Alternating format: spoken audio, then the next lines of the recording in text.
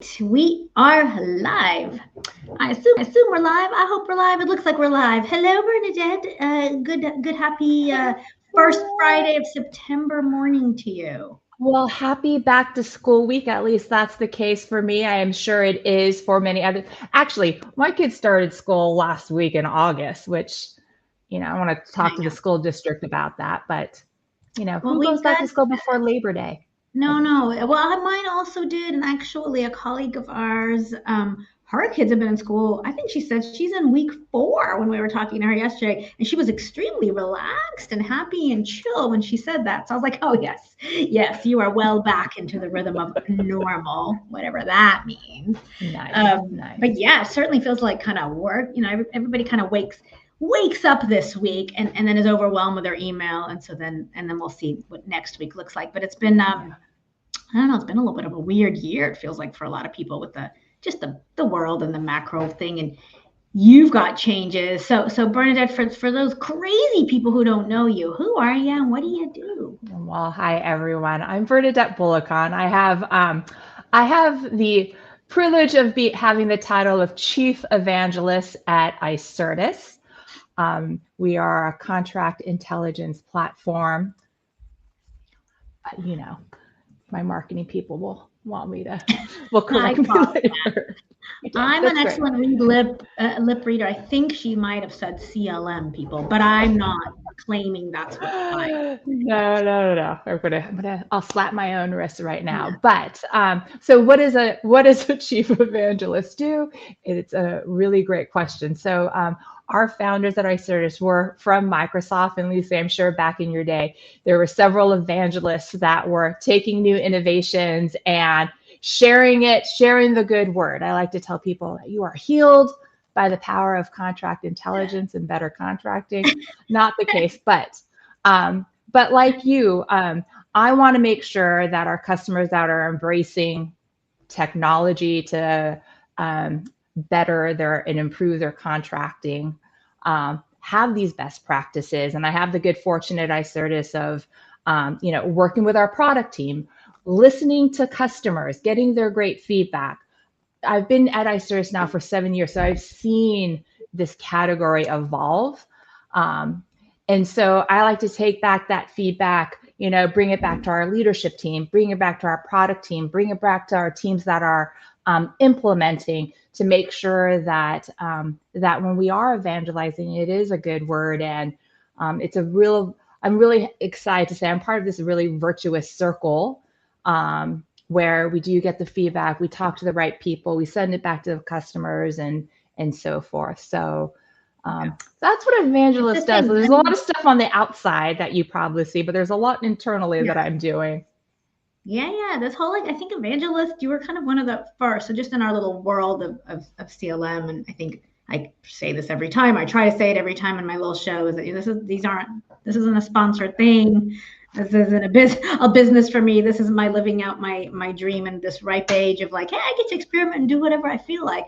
So that's why I do my little morning show. And it just happens to, of course, be that a lot of my networking community and my close work buddies like you are in the CLM space, of course, in the contract tech space. You're you're with a company that's been around for a while. You're with a Yeah. company that people know of. Certainly, when it comes to like the Gartner reports, I mean, the name's been around for a while. I obviously, as you mentioned, know it from way back in the day, and I am very curious, just from a professional perspective, right? You've been there for 7 years now. You're at a company that first was created well before the cloud Yeah. became a common thing, before it was a thing. Then there was a morphing to the cloud. Then there's this little thing called, I don't know, I usually try to get a 7 or 8 minutes in before we say AI, but that thing happened. 4 minutes. I But that know. was on you. I didn't say it. I I want to say that was know. on you. That's I on broke you. my own stupid bingo game rule. Now I'm like, 4 minutes. Yeah, that now I need a new card.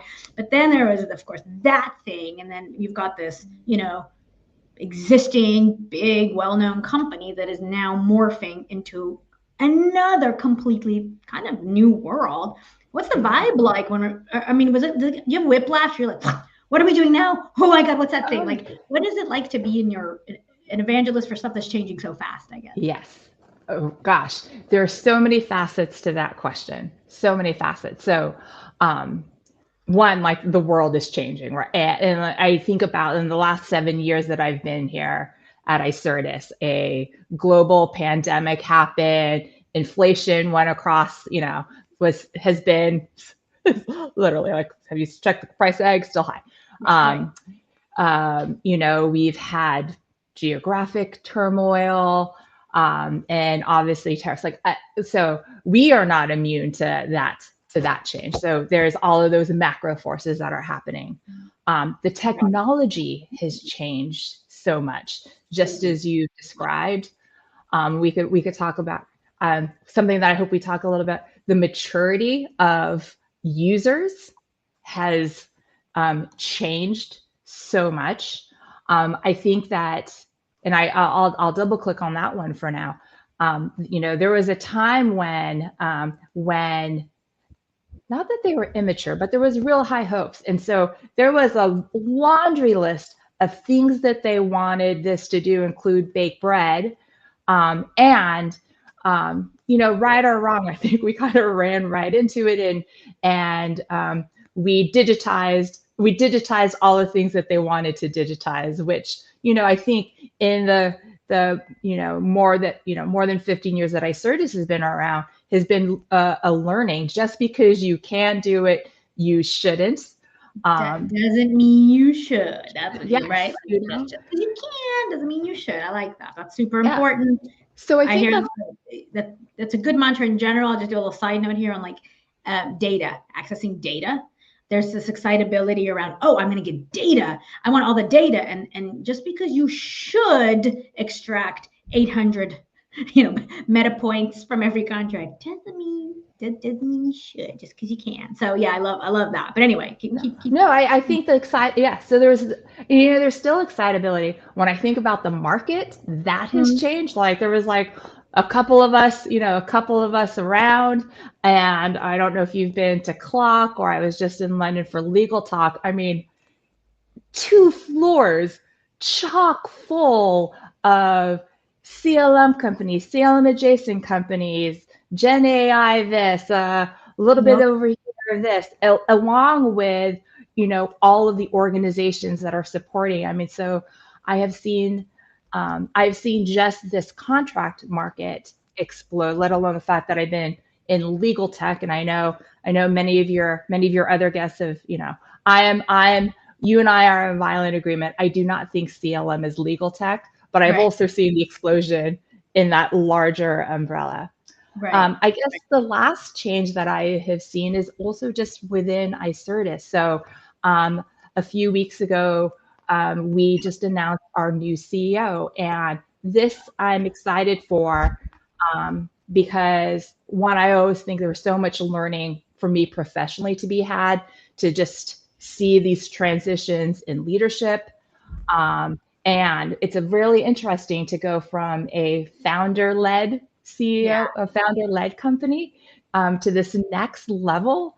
And I'm so excited. Our new CEO is internal. He was our former CEO, so product and implementation all rolled into him. And I'm so excited for what that means to have someone that is so deep in our technology, so deep in implementations and making sure that our customers are getting value out of it. It's a really exciting time, and it will be chock full of learning as a new new regime changes, not necessarily overwhelming, but as a student of organizations and of leadership, I'm really excited to see where this goes. Well, change is without change, you can't, and certainly not in this space. So it's interesting though that you guys have somebody coming in from within, but let's step outside of, specific to your company. Let's just talk in general. You've hit on something that I think to me is it's a sweet, kind of a near and dear sweet spot for us, where of course we're asked all the time, what system should I buy? That is the number one question we get day in, day out, all day, every day. Now with the flavor of, and what's the AI? What AI should I get? I don't know, but I digress. Everybody's already heard my soapbox on those kind of questions.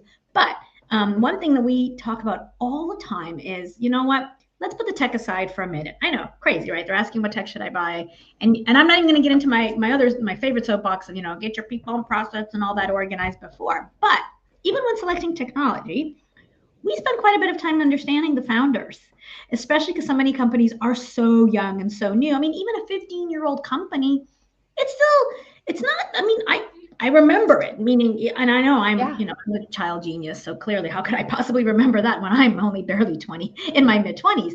But exactly, the stupid AI thing isn't working right now. But anyway, you mentioned kind of this change in leadership, and that will obviously have impact. I would love to get your thoughts on kind of like the persona of the founders. We have, and I even wrote this in a book I've coming out in the next few weeks, which I was like, oh, I don't know if people are going to like this or not, but we've seen some patterns. If the founder was what do we call what's it called? A repeat founder, or the 2 times exit, 3x exit, 5x exit. Sorry, I don't want to be flippant, but I don't see how that's part of I'm not interested in that. That concerns me, right? If it's a tech, just like an AI tech whiz who was looking for a problem to solve and stumbled onto contracts. What about those who are coming from pure lawyering? I'm a law firm lawyer, and I'm here to now create CLM systems to help in-house teams. And again, not to be flippant, but we're seeing some patterns. Yeah. Any thoughts you have about like that founder experience? Not just experience, but I'll add one more thing. The vision. There's an answer people give when I ask, well, hey, what are your hopes for the company? And it's always the right answer. But when I see 2x, 3x, founder exit, blah, blah, I'm like, no. You're waiting for the next big chunk of change, and you're going to leave my clients high and dry. So we've been pretty adamant about that. Tell me what you're seeing out there. It is, I think you're spot on, right? Like, so in many ways, Icertis is still a young company when you think of like other behemoth technology companies. So taking the category out of, right? Like 15 years doesn't seem like a lot. But for this category, we're old timers. Yeah. I would say that in some ways we're wobbly tweens in some ways.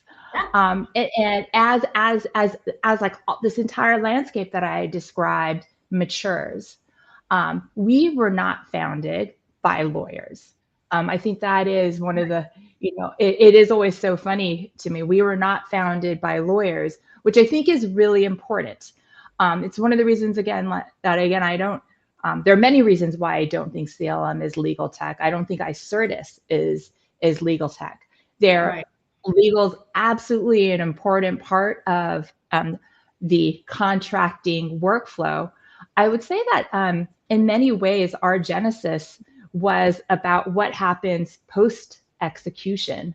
And that because we weren't built from legal, that the way that we were built, and part of our DNA is to look across the chorus of people that are involved in this very complex process. And, we appreciate that the lawyers are there for this particular amount of time, that they should exit during this amount of time, that, during the duration of these contracts that have a much longer life than the period of time that it's in the hands of the lawyers, that it has an entire life and other processes and other enterprise systems that it feeds or is being fed by these systems.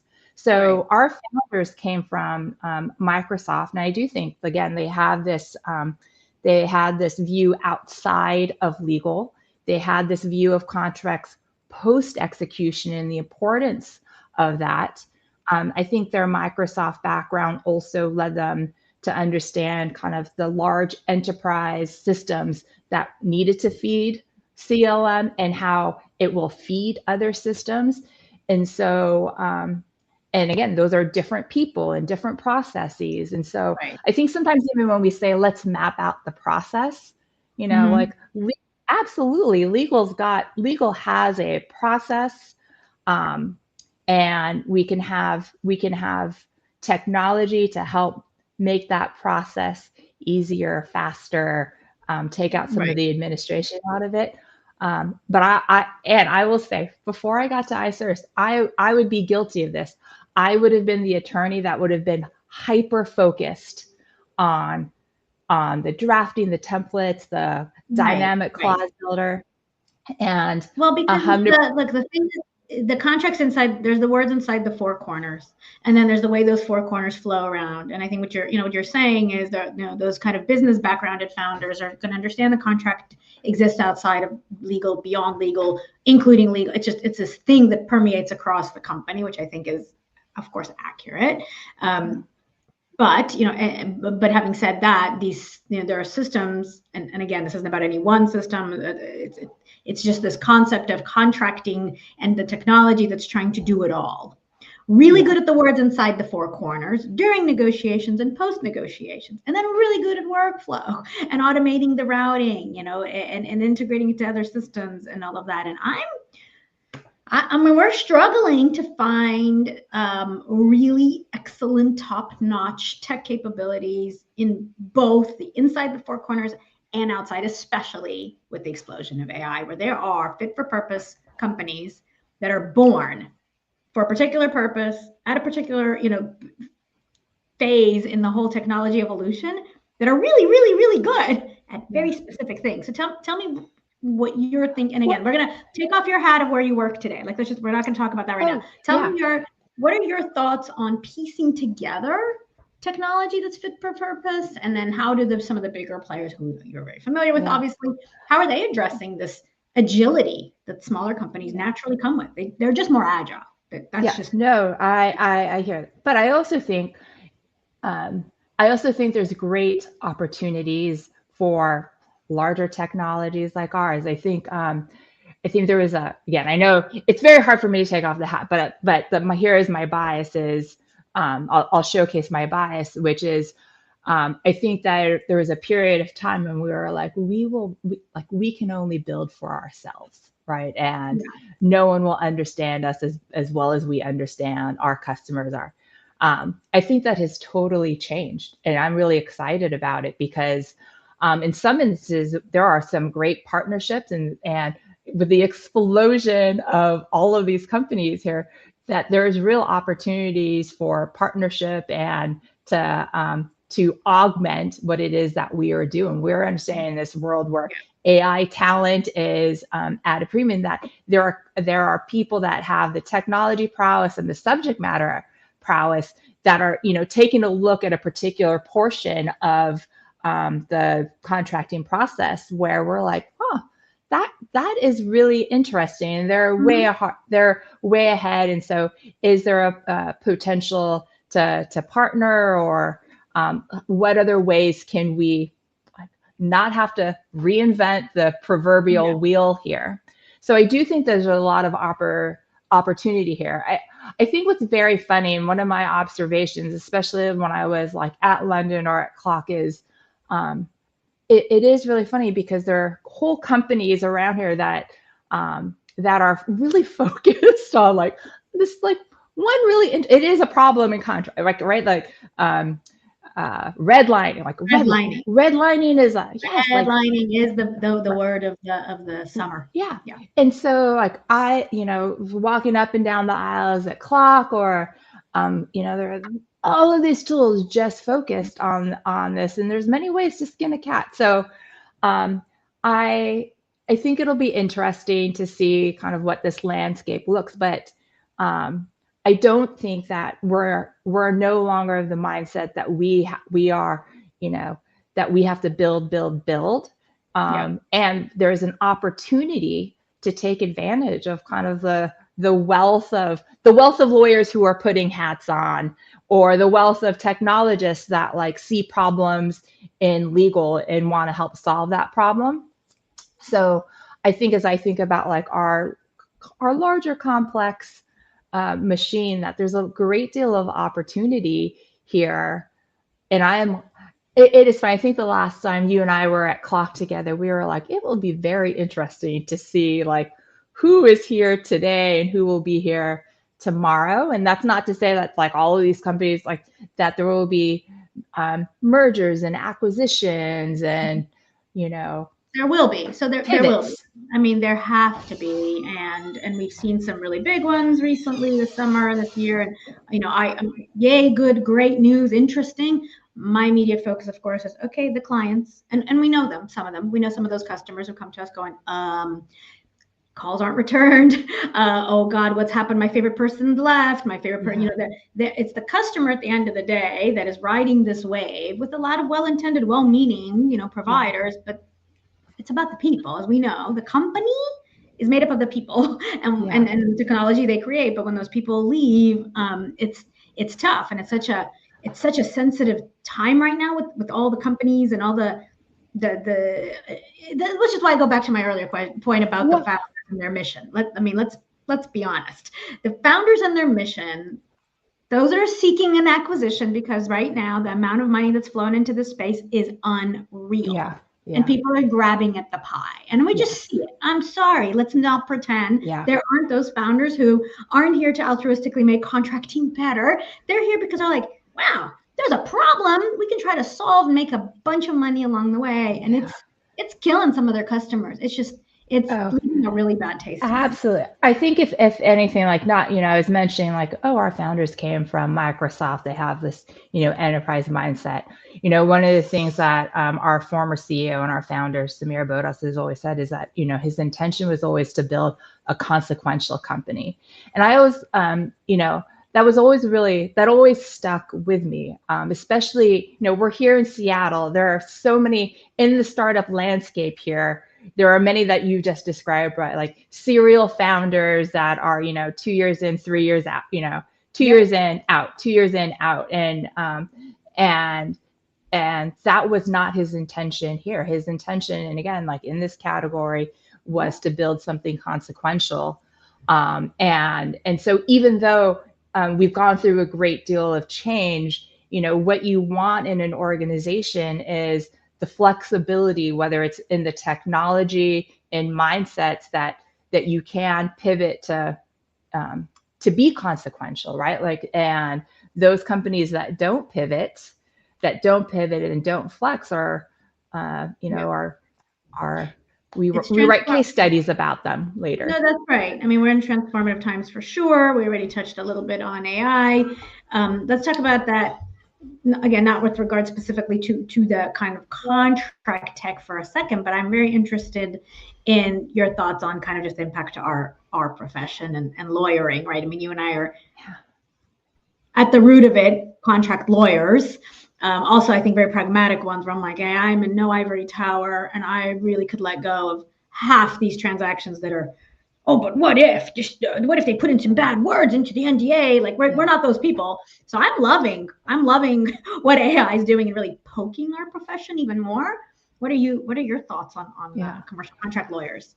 Gosh, I sometimes think like, hooray! Like this feels like a monumental change, and yet I still feel like there are people that can't take a Word document and make it a PDF and so right, that's right. Who I'm talking about.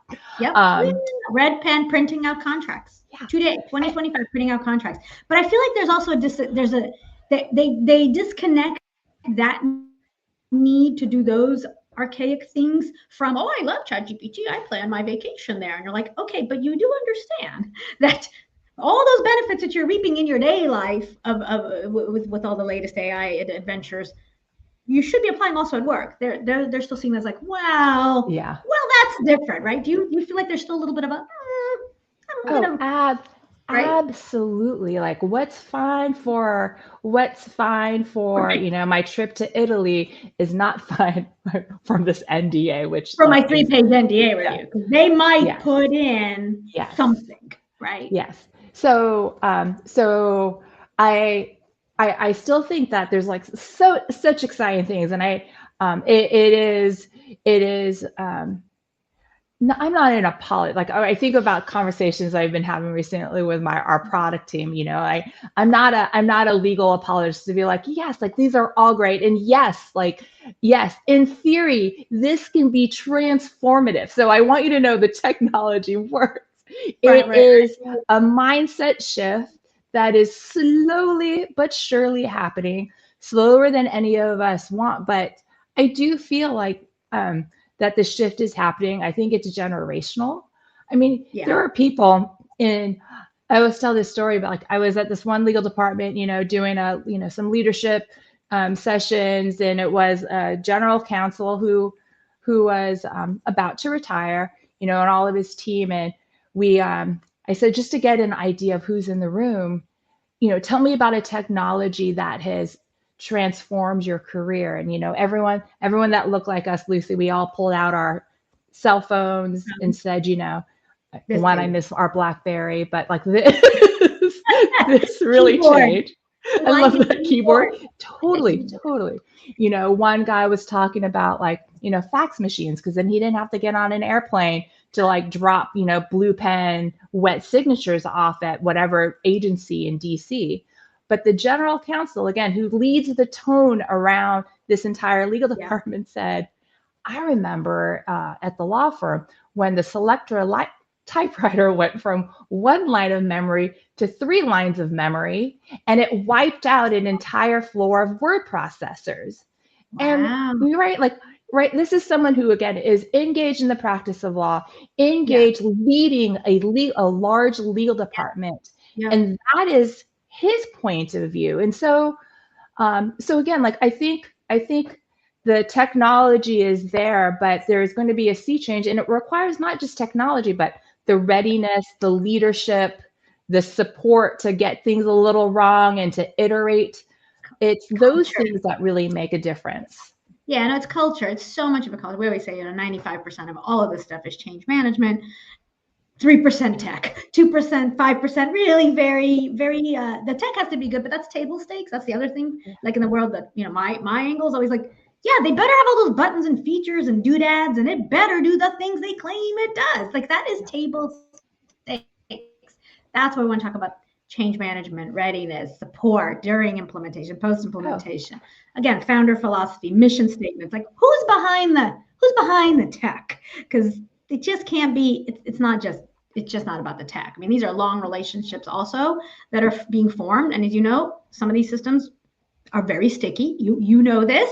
They are very sticky once they're in. And you better be stuck with people that you can trust and call on, and and will respond. So, and we'll be here tomorrow and the next day and the next day.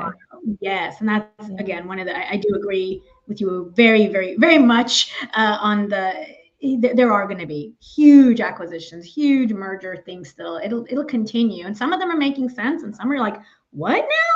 You do, huh? Who bought you? Uh-oh. And so we're just always trying to read the tea leaves, because the buyers are so confused. They're so overwhelmed.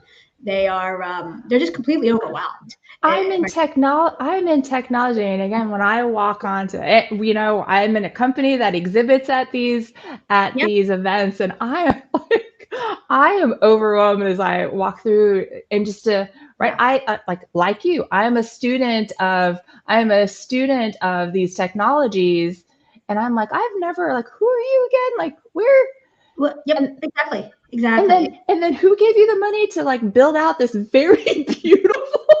Please don't get me started on the money. Do not get me started on the $30,000 dinners of a company that is 4 minutes old. I don't get it. But again, I am old school. I am grouchy. I'm just trying to help lawyers, just like, let's just do contracts a little better. And how about we let go? It's all control. It's all control. If we had another minute, if we had more minutes, the let's go, like, what can we let go is, I think, like, number one problem. Is number one. Yeah. What can we let go? When email started, well, I'm a little worried about the confidentiality. I'm a little worried about putting documents in the cloud. I'm a little concerned somebody's going to put something in my NDA, so all of it is about letting go control. Do you think they got scared about, like, losing their little the little tapes from the dictaphone? The dictaphone. Of course they did. It's control, right? Everything about control. Right now with AI, agentic AI. Oh, what? I'm sorry. Now what? You're doing what on my behalf, or generative AI? In general, to me, it's like, hold on, you're generating answers. Don't be creative, robot. Don't be creative. I am telling you, if not Delaware, New York, Don't come up with any more ideas, please. Yeah. Is this the time that I get to do my broken robot? I love it. I think, Bernadette, that might be the best ending scene I've had in one of my shows, because high value production here that we're putting on.